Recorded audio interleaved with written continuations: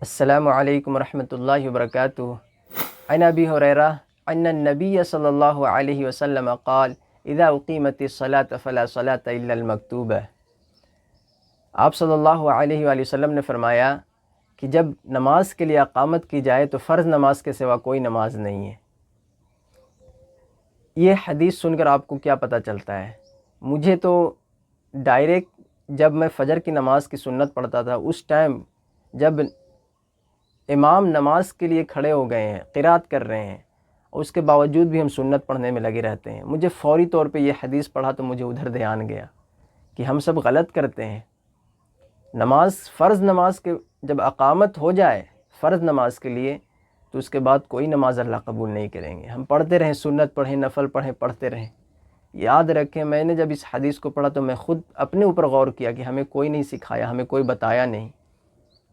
یہ خود دھیان لگانے کی چیز ہے، خود غور کرنے کی چیز ہے کہ ہمیں کتنا غلط ہمیں تصور پیش کیا گیا ہے کہ سنت ضروری ہے ضروری، لیکن فرض نماز جیسے لیٹ ہو گئے ہیں تو ہم فرض نماز کے بعد بھی پڑھ سکتے ہیں۔ جیسے ظہر کی سنت ہے، ہم فرض نماز کے بعد بھی پڑھ سکتے ہیں، تو یہ بھی پڑھ سکتے ہیں اگر نفل سنت ہے تو سنت ہے، نفل ہے، لیکن فرض نماز کھڑی ہو گئی، اقامت ہو گئی ہے، اور یہ حدیث ہمیں آج تک کسی نے نہیں بتایا۔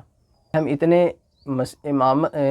جمعہ کی خطبہ سنتے ہیں، ہر ہفتے جاتے ہیں، لیکن ہمیں یہ چیز نہیں بتایا جاتا ہے کہ، اور ہمیں باضابطہ دھیان دلایا جاتا ہے کہ آپ سنت پڑھیں، سنت ضروری ہے ضروری، لیکن فرض جب کھڑی ہو گئے تو پھر سنت کیسے ضروری ہے؟